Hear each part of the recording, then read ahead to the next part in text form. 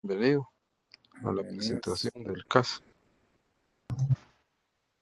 Muchas gracias, doctores. Sí se ve en mi pantalla, ¿verdad? ¿Se ve y se escucha bien, doctor? Ok, voy a comenzar entonces. Buenas noches a todos. Pues el día de ahora nos toca presentar un caso como institución en el Instituto de Cancerología. Mi nombre es Merlin Villatoros, alrededor de cirugía oncológica. Vamos a comenzar aquí. Pues un paciente de 20 años, sus iniciales BALA, procedente de Guatemala, estudiante de ocupación. Y pues el motivo de consulta o de referencia fue por la disnea. Entre los antecedentes del paciente, pues nada más tenía de ser asmático en tratamiento y estable al momento.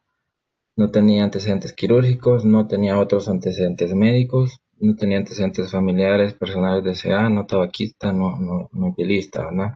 Los signos vitales que el paciente presentaba a la primera evaluación en el hospital: una presión arterial de 110/60, estaba taquicárdico, tenía 126 de latidos por minuto, estaba respirando leve taquipnea con 22 respiraciones por minuto, no estaba febril, y la saturación que le cuantificaban era de 92%. Al examen físico, pues el paciente a nivel de cuello no presentaba adenopatías, pero sí se miraba que había edema a nivel de cuello, sobre todo al lado derecho.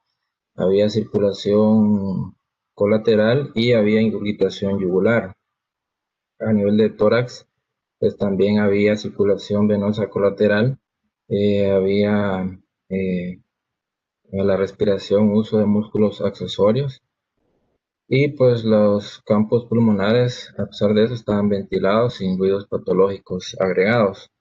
En extremidades no habían adenopatías, ni axilares, ni inguinales. Abdominalmente no se palpaba nada. Y en los genitales, pues se palpaba en ese momento de consistencia normal y sin lesiones o masas. Los laboratorios que se realizaron en la primera evaluación, pues presentaban unos glóbulos blancos de 22.000, neutrófilos de 95%, linfocitos de 2.5%, una hemoglobina de 13, plaquetas de 502. Los tiempos estaban normales. Venía con esa glicemia 186, creatinina de 0.7, ácido úrico y nitrógeno úrico en rangos normales.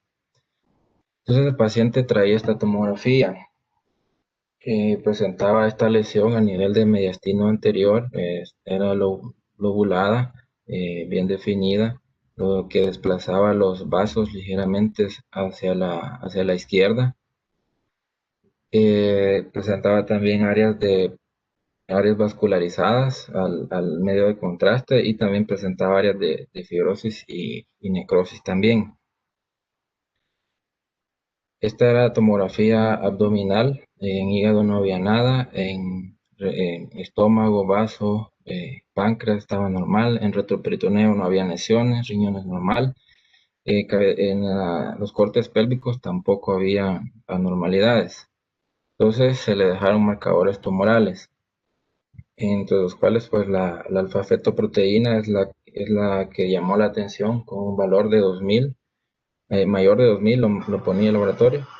La fracción beta de la HCG era menor de 1.2 miliunidades por ml, y la LDH con una leve elevación de 483 unidades por litro. Entonces, con todos esos datos, se decide ingresar al paciente con un diagnóstico de un síndrome de vena cava superior, con una sospecha de un tumor germinal mediastinal extragonadal. El plan de ingreso, pues, fue todo el manejo que se le da a un paciente con síndrome de vena cava superior, y con una consulta con oncología médica. Oncología médica lo valoró, también lo cataloga como un tumor mediastinal extragonadal, y el plan de ellos, pues, fue iniciar 4 ciclos de BEP con el paciente. Entonces, el paciente clínicamente al final del primer ciclo de BEP Se notó una mejoría clínica notable, ya no había distrés respiratorio, había bajado la ingurgitación yugular, presentaba mejoría en cuanto al patrón respiratorio que el paciente traía, ya había estabilidad en ese aspecto. Entonces, durante su ingreso se decidió investigar a nivel testicular, se le dejó este ultrasonido, en donde, si recordamos, masa palpable obvia en ambos testículos, pues no había clínicamente. Y lo que reportaba el ultrasonido testicular de tamaño, consistencia y ecogenicidad normal, pero sí reportaban que había calcificaciones, microcalcificaciones en ambos testículos. Y sí reportaba una imagen de 7 milímetros que está señalada en la imagen del lado izquierdo en la cabeza del epidídimo, que era una imagen quística, pero no sospechosa de malignidad. Entonces el paciente continuó en su seguimiento y completó los 4 ciclos iniciales indicados por oncología médica y se presentó a la evaluación con exámenes control, entre los cuales estaba esta tomografía, en donde si observamos ya había una reducción considerable. En la primera tomografía representaba un tamaño de 12 por 14 y en esta tomografía el tamaño era de aproximadamente 7 por 6 centímetros, que siempre estaba localizado en mediastino anterior superior. Ya no había desplazamiento marcado de las estructuras vasculares, siempre había presencia de necrosis y siempre había em, captación del medio de contraste. Entonces, los marcadores tumorales control que se le dejaron al paciente después de 4 ciclos de BEP, estaba la alfa-fetoproteína ya había disminuido a 343. La HCG siempre se mantuvo en rango normal, menor a 1.2, y la LDH con una reducción también a 158. Entonces, si bien es cierto, había una mejoría notable, tanto radiológica como a nivel de marcadores tumorales, se decidió siempre completar 2 ciclos más de BEP. Entonces, el paciente fue llevado a 2 ciclos más con este esquema. Esta es la ventana pulmonar que el paciente presentaba desde esa misma tomografía. Cabe mencionar, antes no lo mencioné, pero el paciente, y lástima también que no pude documentar esa tomografía inicial completa porque solo estaba la ventana torácica, no estaba la pulmonar. En la imagen inicial o en el ataque inicial tenía 2 nódulos pulmonares, uno a nivel de polo superior izquierdo, lo ponían de 20 milímetros y otro de 1.5 centímetros en el pulmón derecho. Entonces, esta era la imagen después de 4 ciclos de BEP de la ventana pulmonar. Ya no se observaban esos 2 nódulos que inicialmente estaban descritos y documentados. Entonces, como les comentaba, el paciente fue llevado a 6 ciclos de BEP, se presentó con esta tomografía, en donde, si bien es cierto, tomográficamente ya medían el tumor como de 6 centímetros, no era una reducción considerable. Y los marcadores que presentaba en esa ocasión, pues tampoco había una reducción al valor anterior, se mantenía, de hecho un poquito más elevado el alfafeto de 345. Eh, la, perdón, ahí no es alfafeto, es HSG menor de 1.2 y la LDH de 152. Esta era la ventana pulmonar de esa ocasión, tampoco se observaban las lesiones que al inicio estaban. Y esta era la tomografía control después de 6 ciclos de BEP. En hígado no había nada, retroperitoneal seguía tampoco sin haber nada. Páncreas, vaso, estómago sin anormalidades también. Entonces, después de esa evaluación, considerando que el paciente no mejoró bioquímicamente, se oncología médica decidió cambiarle el esquema de tratamiento. Pasaron a un esquema de VIP con etopósido y fosfamida y cisplatino para valorar una respuesta. Le dejaron 3 ciclos de VIP. El paciente los completó y pues ya había una respuesta imagenológica, si bien no completa, pero sí había una imagen todavía de 5 por 4 centímetros en la misma localización, que más reportaban como fibrosis. No había tanta captación de contraste y más que todo necrosis. Entonces, con esta los marcadores tumorales, ya después de 3 ciclos de BIP, presentaba el alfa-feto de 51, el HCG igual, normal, y la LDH de 164. Entonces, una vez el paciente, recapitulando, pues fue llevado a 6 ciclos de BEP, luego 3 ciclos de BIP, ya había resolución bioquímica de los marcadores, aún tenía un residual en mediastino de 6 centímetros. Fue llevado a la unidad de cirugía oncológica para Doctor valoración. Merlin Viator, perdone. ¿Sí, doctor? Podríamos hacer un paréntesis, no sé qué opinión le merece ahí del caso a los compañeros oncólogos médicos. ¿Hasta dónde vamos? ¿Algún comentario o alguna pregunta?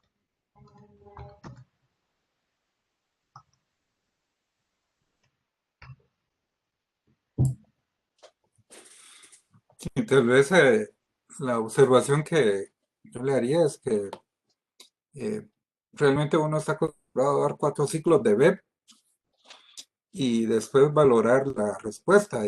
Y si está mayor de 3 centímetros, se opera, y si está menor de 3 centímetros, pues se puede dejar en vigilancia. Ese es como el abordaje que le damos, más que continuar con otro ciclo tan intenso de quimio como es VIP, ¿verdad?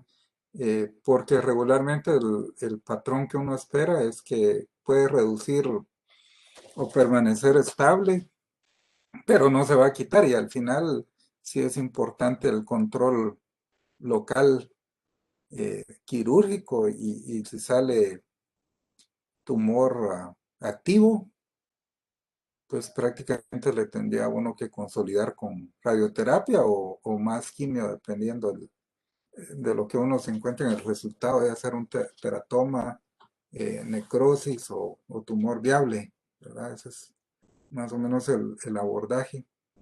Eh, los tumores del mediastino son tumores de alto riesgo de recurrencia.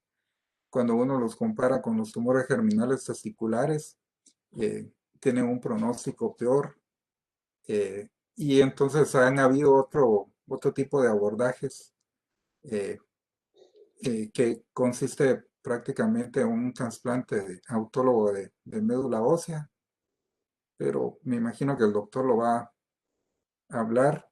Eh, eh, en respecto a cómo vamos del caso, es cuál sería, o si fue evaluado después de los 4B por cirugía de tórax, y no le encontraron, o lo vieron muy grande o lo vieron inoperable en ese momento, o si nos lo van a platicar después, doctor. Sí, fíjese, doctor, que Pues, sí, perdón. así, pues la verdad que sí comparto la observación.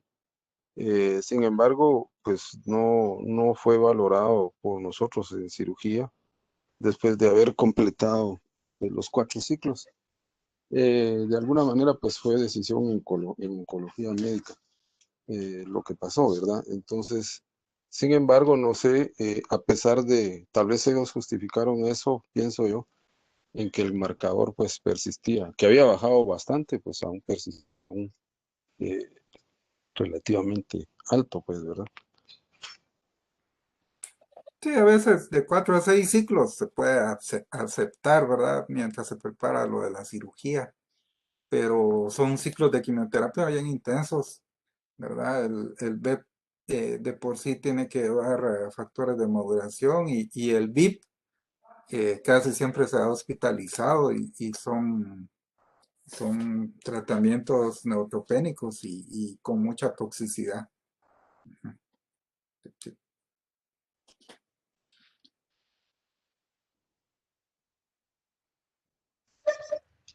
Sí, realmente Bueno, yo hablé con el departamento y eso fue la razón de continuar, ¿verdad? Que no había normalizado los marcadores prácticamente.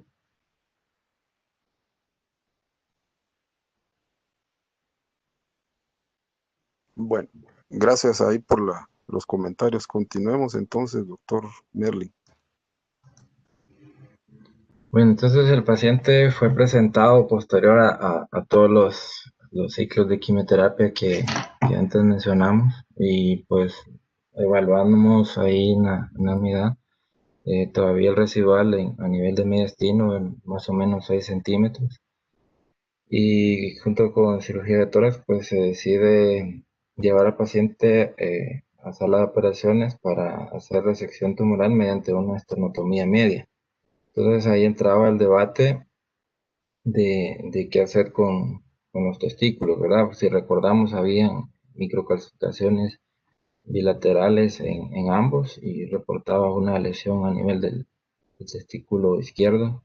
Si bien pues era a nivel del epididimo, pues podría hacer sospechar algo. Entonces se le dejó un nuevo ultrasonido testicular en esa ocasión. Reportaba igual ambos testículos con múltiples microcalcificaciones. Lo reportaba de tamaño normal ultrasonográficamente, de 3 por 2 centímetros. Y a nivel del epididimo izquierdo, de 7 milímetros.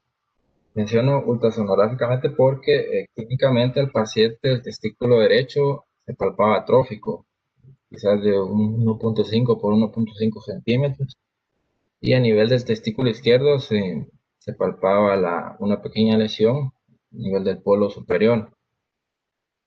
Entonces, valorando todo esto, teniendo en cuenta los hallazgos ultrasonográficos y clínicos, se propuso al paciente o se le indicó pues hacerle la orquiectomía bilateral.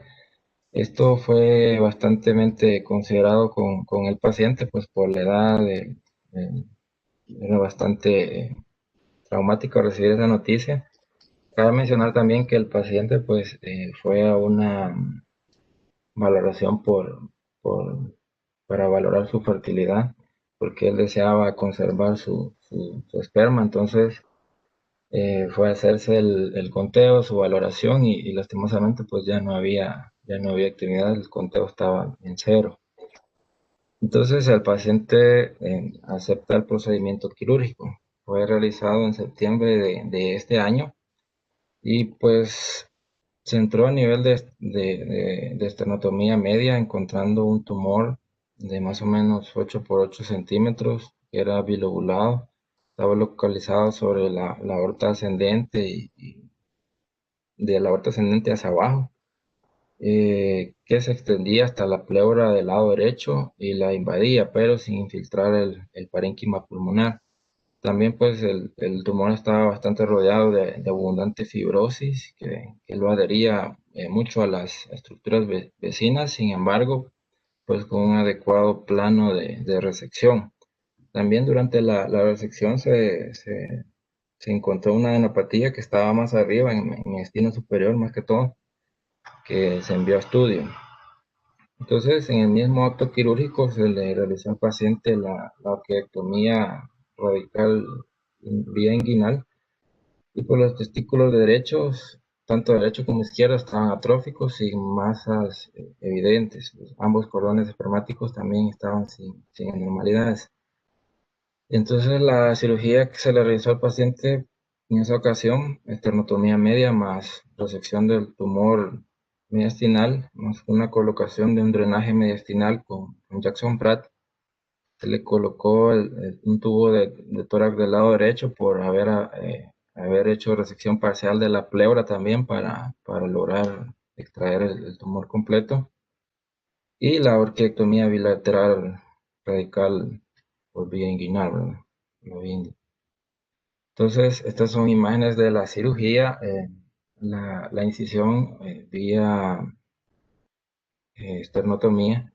Se observa ahí en la imagen de la izquierda, apuntando ahí con las Kellys, el tejido fibrótico que se encontraba es solo abriendo el tórax, prácticamente que se adhería a la pared anterior del tórax y rodeaba las estructuras vecinas. Todo este tejido era el que rodeaba tumoración. Se empezó a hacer la disección de la masa, logrando encontrar un plano de resección adecuado, liberándolo de las estructuras que antes mencionaba. En esta imagen podemos observar cómo iba el proceso de resección. En la parte de acá arriba estaba el corazón, y en la parte donde está el electrocauterio pues estaba la aorta ascendente, y vemos cómo esta parte del tumor se extendía hacia la pleura del lado derecho. Entonces, esta es la imagen posterior a la resección del tumor. En el lado izquierdo se observa una pequeña abertura de la pleura. Se observaba el parénquima pulmonar sin alteraciones, pero la pleura abierta, señalada en la imagen del lado derecho con la pinza de disección, la abertura.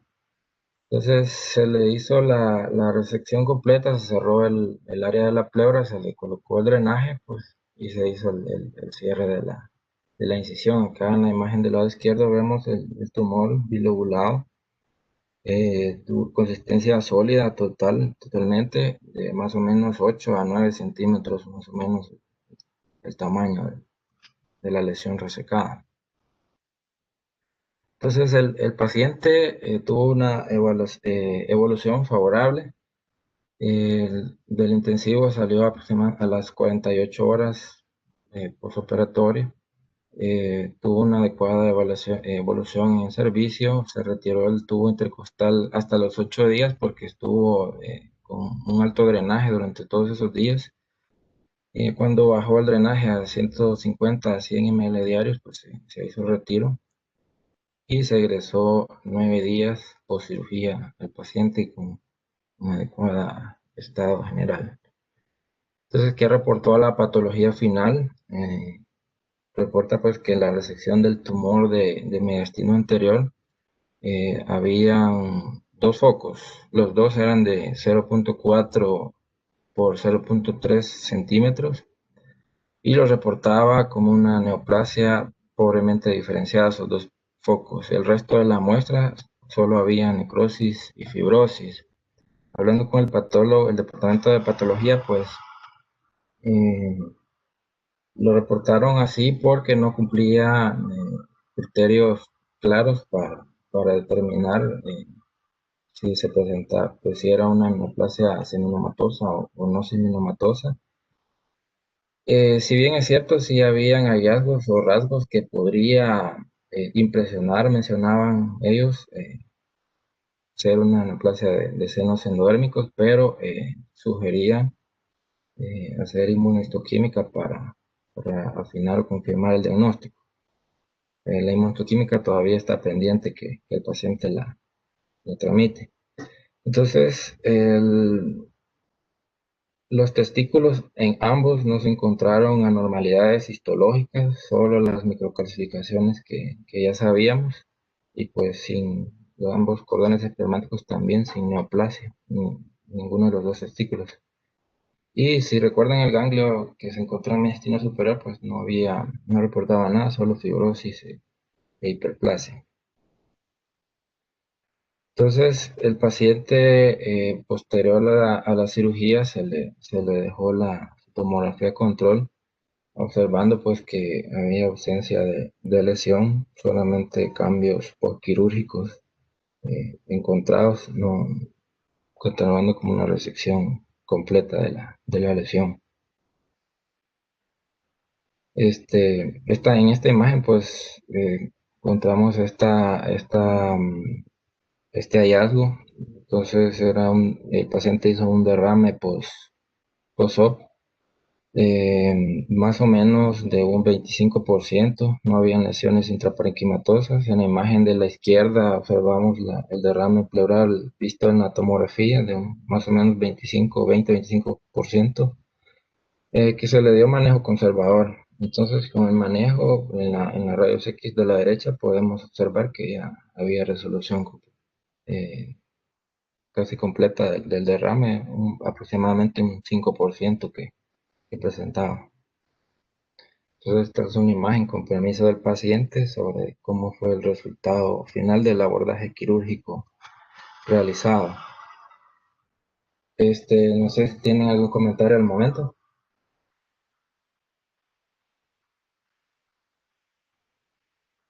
Muy buenas noches, doctor.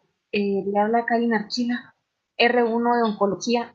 Doctor, discúlpenme, yo sé que tal vez va a ser un foco de discusión posteriormente, pero mi pregunta es, ¿al paciente no se le evaluó el conteo espermático antes de realizarle la quimioterapia? Dice doctora que el paciente se presentó con un cuadro agudo inicialmente, en donde el compromiso sistémico era notable y evidente. Entonces no se pudo, o bueno, no se planteó, no se iba a plantear, no sé si alguien se plantearía hacer un conteo espermático si la condición del paciente era diferente. Ahora lo que ocupaba era un tratamiento urgente. No entiendo. Ujú. Gracias. Muy bien. Y ahorita el plan con ese paciente, ¿cuál sería?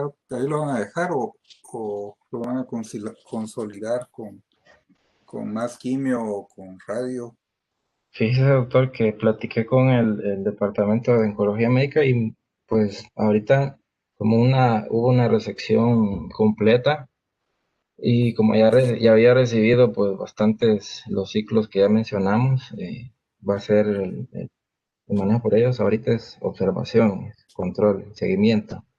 No es candidato a más ciclos de quimioterapia por el momento con este paciente. Sin embargo, sí, en cuanto a como fue orquiectomizado bilateralmente, sí se envió con endocrinólogo para su manejo hormonal, suplemento hormonal que va a necesitar. Y esa era la otra pregunta. eh, ¿Por qué la orquidectomía si no tenía masa en el ultrasonido? Mi pregunta es si las microcalcificaciones justificaban hacerle una orquidectomía a ese paciente, Sí, porque sí, casi sí. nunca uno encuentra como esa sincronicidad entre un tumor germinal extragonadal y un testicular, ¿verdad? Sí, fíjese que la decisión no fue en base a las microclasificaciones como tal, porque en sí pueden ser hallazgos, pero no son sugestivos, no son confirmatorios o altamente sugestivos. Representa más o menos un 35-40%, pues van a venir siendo neoplasias cuando solo se presentan microcalcificaciones, pero no es una indicación como tal de orquiectomía, sino más bien fue que la atrofia testicular del lado derecho sí se podía catalogar como el testículo indurado, atrófico, como clínicamente de malignidad. Y del lado izquierdo pues tenía la lesión palpable en el polo superior del testículo. Entonces, las microclasificaciones y los hallazgos clínicos fue el origen de la decisión, más que La todo. verdad es que sí fue discutido este caso, Hugo, y pareciera pues muy drástica la decisión. Es cierto, era pues un tumor extragonadal testicular germinal, ya con los marcadores elevados como lo vieron. Y si se recuerdan el primer ultrasonido ya reportaba microcalcificaciones, pero no estaban tan diseminadas. Ah, Evaluando al paciente y viendo las microcalcificaciones ya después de la quimioterapia, pues Yo no sé, Hugo, cuántos casos has visto vos con este tipo de microcalcificaciones que eran un patrón, pero impresionante en los dos testículos. Considerando esto, las probabilidades, acuérdate que los testículos se consideran santuarios también, ¿verdad? Así como a nivel de cerebral, de focos de neoplasias, pues esa fue la justificación y que clínicamente el testículo izquierdo se palpaba de consistencia semidura y había un nódulo en el polo superior izquierdo. Y el derecho prácticamente un testículo atrófico. Entonces sí entramos en discusión de qué era pues lo más conveniente.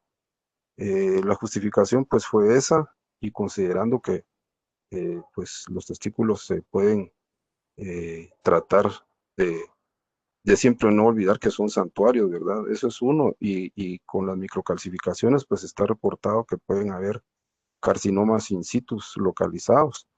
En fin, pues no sabemos si realmente la quimioterapia tuvo algún efecto a ese nivel, pero si ven el ultrasonido, ambos testículos prácticamente tenían microcalcificaciones diseminadas completamente.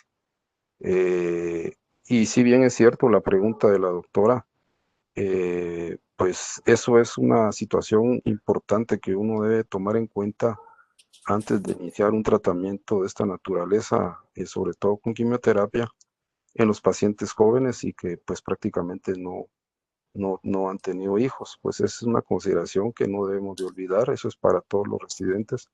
Sin embargo, en este caso, pues como se presentó al inicio, pues era una urgencia oncológica, iba con síndrome de vena cava establecida y pues obviamente pues en ese momento pues no se, si se pensó, no se consideró por el estado del paciente. La verdad de que creo que esta es la parte de discusión más importante y que al final pues podríamos decir que queda la duda. Ahora, ¿qué hacer con este caso en relación a la enfermedad microscópica residual? Esa sería otra de las preguntas. Aunque lo pone como neoplasia indiferenciada, pues se habló con los patólogos y pues piensan que es un tumor de senos endodérmicos, pero ellos prefieren hacerle inmunohistoquímica. Y es obvio que era un tumor extragonadal, ¿verdad? No estamos pensando en otra patología.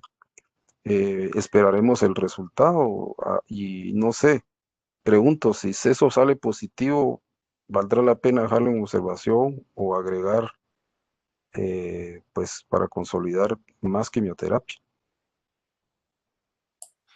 Sí, ahí sí me gustaría escuchar la opinión del doctor Gustavo. No sé si estás por ahí, Gustavo, qué pensás de este caso o si lo escuchaste en la totalidad.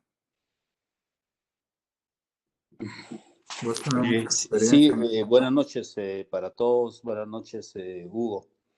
Sí, es obvio que se trata de una de neoplasia germinal extragonadal con un componente no seminomatoso importante. Obviamente, si elevó alfa-fetoproteína, tenemos que pensar en senos endodérmicos o en carcinoma embrionario.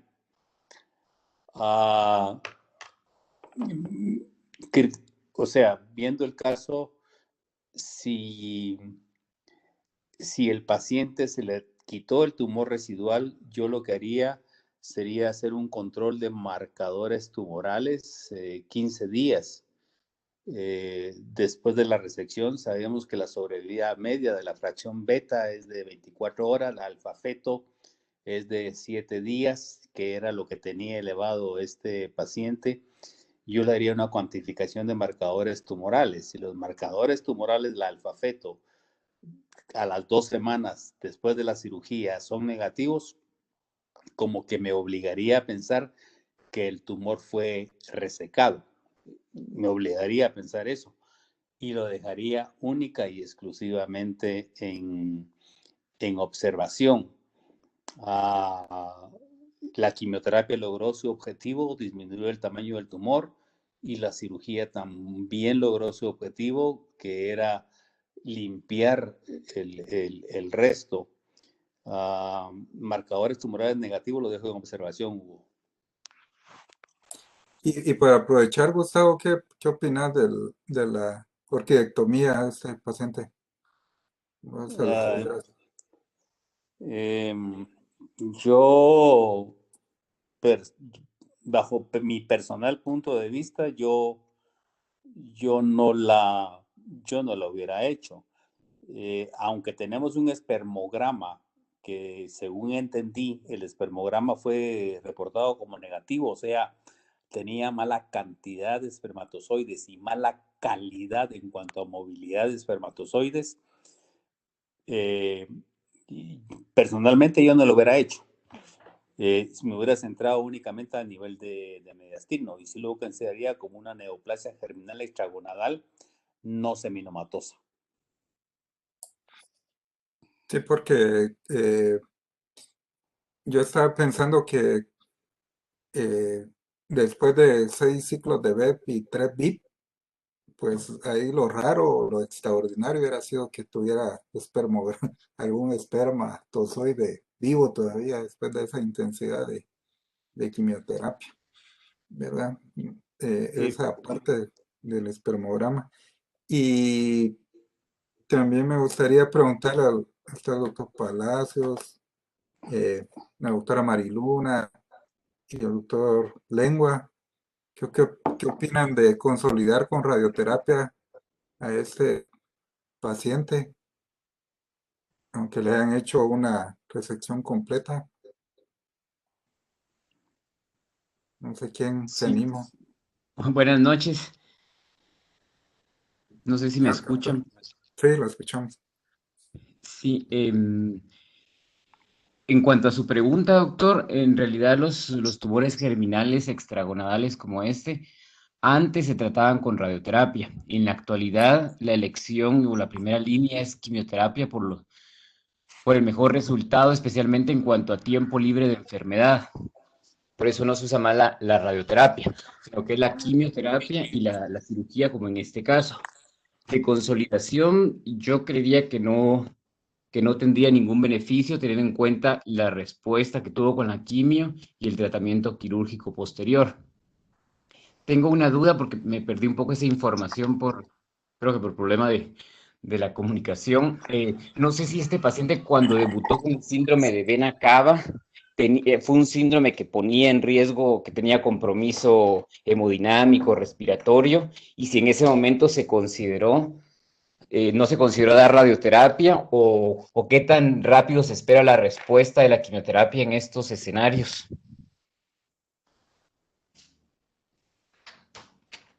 Hola, doctor Palacios. Fíjese que sí se consideró, de hecho sí fue evaluado por el departamento de radioterapia en el hospital y el paciente pues inició con su quimioterapia y después de eso lo vio radioterapia durante ese ingreso, pero aún fue en ese momento de que el tamaño tumoral eh, incluía amplios campos de radiación, la toxicidad pulmonar que se iba a lograr con el campo.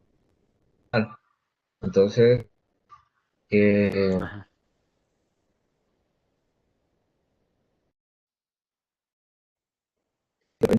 eh, había un residual pequeño, pues ir por ese residual con radioterapia, pero incluso después, pues ya no se le iba a dar, ¿verdad? Ya. Pero o sea, él, digamos, clínicamente no iba con compromiso hemodinámico al momento del ingreso. Sí, dice que en cuanto, sí, respiratorio, sí, tenía dificultad respiratoria, músculos accesorios a la respiración, desaturaba, tenía ingurgitación yugular, edema del cuello, también colaterales en tórax. Entonces un Ya. compromiso sí, sí tenía. Ujú. Sin embargo, esa fue la evaluación inicial de radioterapia cuando, Sí, sí. cuando el paciente ingresó. Ujú. Pues en cuanto a la consolidación, esa sería mi opinión. No sé si hay algún otro oncólogo que quiera opinar también. Hola, buenas noches. ¿Qué tal, Eric? ¿Qué tal, doctores? ¿Me escuchan? Sí. Hola, Rafa. Adelante. Sí.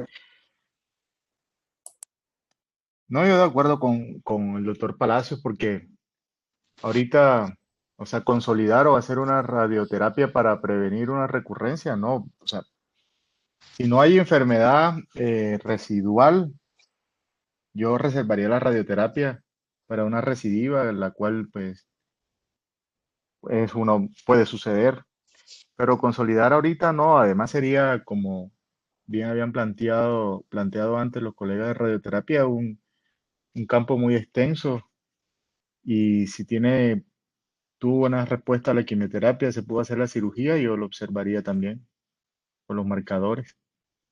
Si hubiese opción de algún PET que empiece a subir el marcador, sí sería ideal porque se va a rescatar algo ahí con radioterapia, identificarlo bien con el PET. Pero ahorita lo observaría, estoy de acuerdo. Sí, solo el último comentario que quiero hacer, donde nosotros estudiábamos, se miraban muchos pacientes con tumores germinales del mediastino y ahí la sobrevida que habían tenido estos pacientes era alrededor de 18 a 24 meses porque o recaían local o hacían metástasis. Entonces ahí con estos pacientes se lograba buena respuesta a la quimio, que se lograba una adecuada resección, se metían a un trasplante autólogo, se les ponían dosis altas de quimioterapia, eh, los pacientes se aplazaban aproximadamente durante 48, durante dos semanas, y ya se había hecho la recolección de células madre hematopoéticas y ya se les infundían al paciente.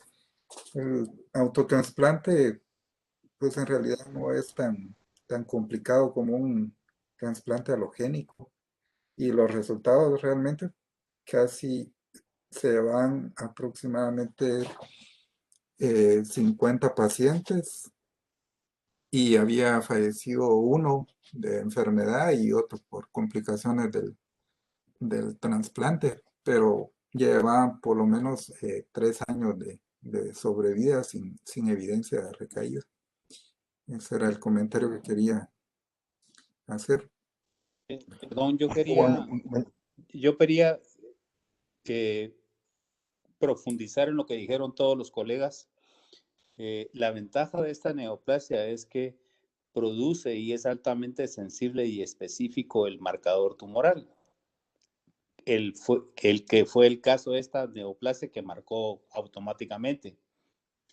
Yo sí, después de 2 semanas de la cirugía, lo seguiría con marcadores tumorales. Si el marcador tumoral no se eleva, eso me indicaría personalmente que no hay actividad tumoral.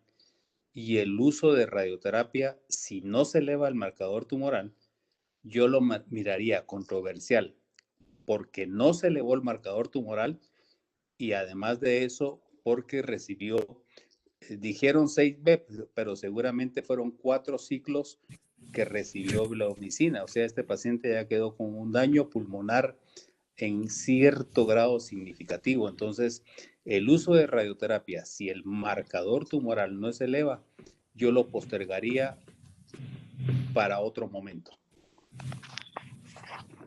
¿Se muy puede bien, opinar? de acuerdo, doctor. Buenas noches, ¿se puede opinar? Sí, adelante, doctor. Estaba pensando, y es buena cosa, de que este caso es un caso que requirió un tratamiento para el caso agudo, como fue el síndrome de vena cava superior. Es una emergencia. Luego pregunto yo, estos testículos post-quimioterapia atrofiados, endurecidos y con nódulos, si no se operan, ¿cuál habrá sido su porvenir? Potencialmente maligno. O sea que se aprovechó una policirugía, ya que el paciente estaba en la mesa. Entonces, cuestionar la orquidectomía bilateral no me parece a mí tan correcto. Sí correcto, porque se pueden imaginar, pero desacertado no, porque si hubieran dejado estos testículos ahí, eran una potencial malignización. Y por otro lado, el síndrome de vena cava superior se posicionó y quiero felicitarlos por el approach quirúrgico tan bueno, una buena operación. Felicitaciones. Es cuanto. Gracias. Yo sí, personalmente yo sí insisto en que la orquiectomía es debatible, Luis, porque si las neoplasias germinales pudieran tratarse con quimioterapia, entonces no habría necesidad de hacer orquiectomías inguinales. Pero como la quimioterapia no entra a lo que es el testículo, por eso es que tenemos que llevar a los pacientes a orquiectomía inguinal. Por eso es que yo sí cuestiono un poquito el uso de el haber hecho orquiectomía bilateral. Ahora, la palabra santuario significa que la quimio no entra. Si no entra la quimio, quiere decir que aunque se le dé cualquier esquema, no va a llegar al testículo. No entiendo tu Sí. planteamiento. Doctor González. Y con un nódulo palpable en el testículo izquierdo y el testículo derecho totalmente atrófico. Y con estas microcalcificaciones A ver, diseminadas. como yo lo enfocaría, si elevó alfa-fetoproteínas, es seno dérmico su carcinoma embrionario. Y esas son neoplasias altamente agresivas.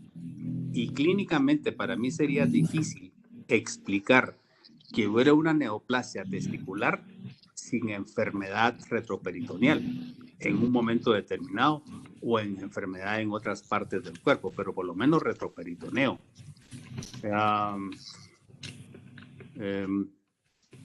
Yo cuestionaría eso.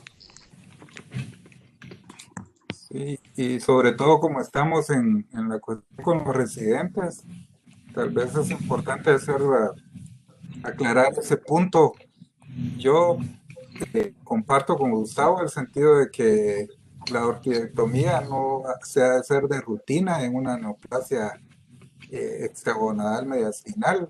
No sé si ustedes tienen otro criterio. Freud o doctor Rosada. ¿Cuál es la mejor biopsia en el testículo? Como que fuera la parótida. Es una comparación no muy correcta, pero la mejor biopsia del testículo es la orquidectomía. O sea que esos testículos teóricamente ya no estaban funcionales. Entonces, Ahora según ese razonamiento, pregunto, ¿cuántos casos de microcalcificaciones como este caso han visto? ¿Y qué porcentaje de las microcalcificaciones pueden tener malignidad oculta? yo estaba, no estoy seguro, pero va a ser pequeño el porcentaje. Porque, digamos, ese sería mi punto, ¿verdad? Ustedes consideran como una orquidectomía como parte del abordaje del tumor mediastinal, porque eso sería, entre su protocolo está, hacer la orquidectomía en esos pacientes. No, totalmente no, es que ese no es el punto. El punto es que tenía un nódulo palpable duro en el testículo izquierdo, con microcalcificaciones. Obviamente, si no hubiéramos visto las microcalcificaciones en el ultrasonido en los dos testículos, pues obviamente no estaríamos discutiendo el caso. La discusión es esa, que tenía múltiples microcalcificaciones en ambos testículos. Y en el izquierdo se palpaba un nódulo de consistencia dura, que no la tenía al principio. Pero el nódulo, pues en la patología, ¿qué se reporta? Bueno, ese es el punto al final, porque estamos Sí, viendo la cuestión al final. Pero sí, pero antes de hacer digamos, es que si en el ultrasonido no ven masa, pero yo me parece palparla, esa sería eh, como muy discutible que en realidad esté, si en el ultrasonido no lo ves, ¿verdad? ahí lo dejarían entonces. Yo a ese paciente me hubiera dedicado a curarle el mediastino y y no someterlo a otro estrés en este momento, ¿verdad? O sea, el testículo no es urgencia tratarlo, ¿verdad? Ya los testículos no le van a funcionar, eso ya. Bueno, de hecho, los testículos mencionaron que el espermograma fue negativo, ¿verdad? Entonces, de hecho, los testículos no funcionaban. Pero, ¿cuál es la única posibilidad para saber si hay enfermedad en el testículo? Es que el problema es, este es un tumor extragonadal, digo yo, o primario, porque también está pendiente una histológica que hay que esperarla, creo yo. Entonces, yo no estuve ahí, pero me imagino que debe haber pensado que podría haber un foco metastásico de algún primario en el testículo, que estaban francamente patológicos, uno atrófico y otro con un nódulo endurecido. O sea que para dejarlos sin ningún tratamiento era un poquito arriesgado, que no es una rutina y un protocolo no de cáncer de testículo, sino de tumor mediastinal. Bueno, a ver qué dice el doctor Merlin en su revisión. Saque de dudas. Doctor, fíjese que no, que protocolizado no está hacer orquiectomía en tumores extragonadales, sobre todo mediastinales. Sin embargo, la individualización de cada paciente es lo que se debe de tomar en cuenta. Entonces, tenemos un testículo atrófico menor de 1.5 centímetros, duro, del lado derecho. Palpamos masa que sí se miraba ultrasonográficamente del lado izquierdo. Eso sí que era menor de 1 centímetro. Tomando en cuenta de que quimioterapia no va a llegar al testículo y sospechando posible primario ahí que posteriormente pueda continuar enviando enfermedad, pues fue las consideraciones que tomaron para realizar orquiectomía, pero sí, la literatura no apoya hacer orquiectomías como protocolo en estos casos. Pues continúe con su Presente la revisión. revisión. Muy bien. Rápidamente vamos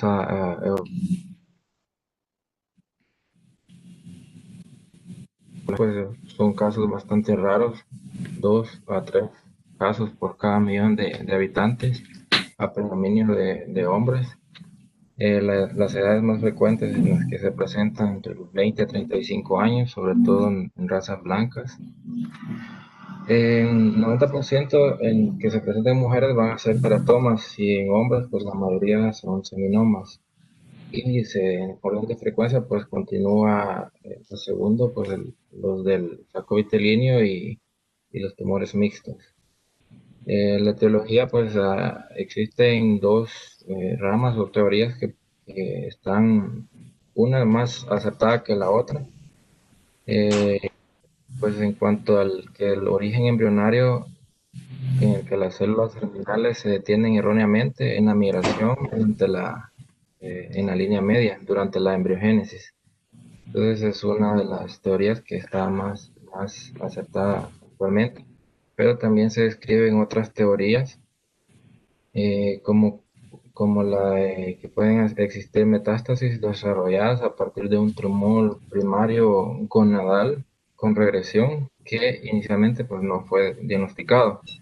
Esto la literatura lo pone como un fenómeno de burnout o síndrome de burnout, que bien en sí son pocos los pacientes o artículos que mencionan esta teoría y que reportan casos de esta paciente, de estos pacientes, pero sí leyendo han documentado varios que se presentan casi similar a la presentación de este caso, en donde se presentan con lesiones retroperitoneales o mediastinales y ausencia de tumor palpable en los testículos, solamente la presencia de microcalcificaciones.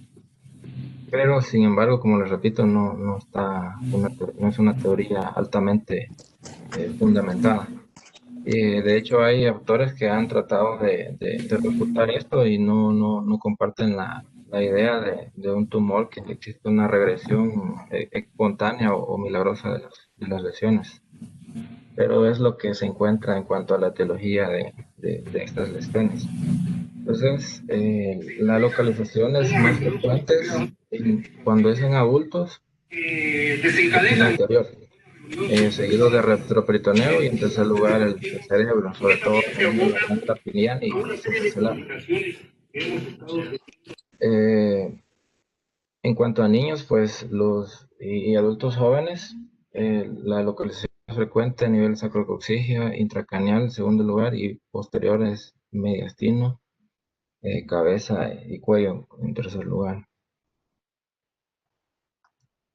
Eh, a nivel mediastinal, pues apoyando la patología de este paciente, el 50-70% es de localización mediastinal de los tumores extragonadales, la localización más frecuente. Bien poco se presenta antes de los 18 años, hasta un 25%, sobre todo es entre los 20 y 35 años. Y lo que se va a presentar más que todo a nivel mediastinal, 40% seminomatosos y 60% no seminomatosos. En orden de frecuencia, pues es más frecuente los teratomas maduros seguidos de los tumores del saco vitelíneo. En orden de presentación del mediastino, el mediastino anterior es la localización más frecuente y el 10% dice la literatura que se pueden presentar neoplasias hematológicas malignas como leucemias cardiolásticas agudas y se reporta pues que estas tienen peor pronóstico. En cuanto a los no seminomatosos, el más frecuente es el saco vitelíneo, un 60%, los tumores mixtos un 18%, el coriocarcinoma un 12% y el carcinoma embrionario un 9%. Y se presenta en la tomografía como grandes lesiones lobuladas heterogéneas con calcificaciones, hemorragia y necrosis. En cuanto al PET, pues no es una recomendación inicial para el diagnóstico, pero se puede documentar o se puede utilizar en cuanto al seguimiento y respuesta a quimioterapia, sobre todo en el caso de los seminomatosos, que son más específicos para este examen, o en casos de que posterior al tratamiento presentemos elevación de los marcadores tumorales y ausencia de lesiones en las imágenes. Solo para recordar, pues los marcadores tumorales en los seminomas puros, pues no hay elevación, no debe haber, normalmente no hay elevación de los marcadores tumorales, solo la LDH puede estar elevada en algunos casos. En el caso del teratoma, solo puede elevar la alfa-fetoproteína, la HCG y LDH están normales. Los senos endodérmicos sí presentan una elevación marcada de la alfa-fetoproteína, pero la HCG y la LDH puede elevarla. La HCG siempre está normal. El carcinoma embrionario sí eleva la alfa-fetoproteína y pues puede haber leve elevación de la HCG y LDH. Y el coriocarcinoma, pues que es normalmente el que eleva es la fracción beta de la HCG. Entonces, los tumores testiculares siempre deben de clasificarse en base al riesgo. Y nuestro paciente, pues, cuando es un buen riesgo, tiene una sobrevida a 5 años de un 90%, los de riesgo intermedio una sobrevida de un 70%, pero los que tienen riesgo, los de peor pronóstico, que tienen una sobrevida de un 35%, como en este caso de la presentación mediastinal como el paciente. Entonces, en cuanto al tratamiento, pues lo indicado siempre que mencionan las guías es en tratamiento primario con BEP. Lo que recomiendan son cuatro ciclos, esto es categoría 1, o también puede ser BIP por 4 ciclos.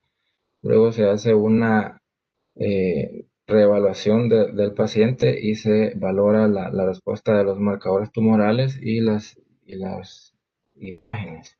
Entonces, si encontramos que hay una respuesta parcial o una lesión residual después de los ciclos de quimioterapia administrados, lo indicado es ir a hacer una resección de la lesión tumoral y esperar el resultado. Si es teratoma o necrosis, pues solo sería vigilancia. Y pues si reporta tumor en cualquiera de sus variantes, pues consolidar un tratamiento con 2 ciclos más, dependiendo del caso que se lleve. Entonces, en cuanto a indicaciones que podrían usarse radioterapia, si bien es cierto, tienen mayor indicación en los seminematosos, pero también podrían utilizarse en ciertos casos seleccionados como pacientes como radioterapia de rescate o que tenga enfermedad refractaria y no pueda hacer el paciente hacerle resección quirúrgica o que exista progresión durante la quimioterapia y todavía tenga compromiso hemodinámico en los síndromes de vena cava superior también, en casos de obstrucción bronquial aguda o cuando exista residual después de una cirugía de rescate o cuando haya metástasis a nivel del sistema nervioso central. Entonces, estos pacientes, el pronóstico de ellos va a variar en base a varios factores. La edad del paciente es algo pues que puede influir. Si bien es cierto, los pacientes jóvenes eh, pueden tener mejor pronóstico, pero el tipo histológico va a variar también en cuanto a la histología, puede variar en cuanto al pronóstico. Los seminematosos tienen mejor pronóstico que los no seminematosos, son más agresivos. ¿Sí? Y en cuanto a la ubicación anatómica, también cuando es retroperitoneal o a nivel mediastinal, tienen peor pronóstico los mediastinales. Y si se presentó el paciente con metástasis viscerales no pulmonares, eso es lo que más se menciona. Y pues eso es lo que les traía esta noche. No sé si hay algún otro comentario.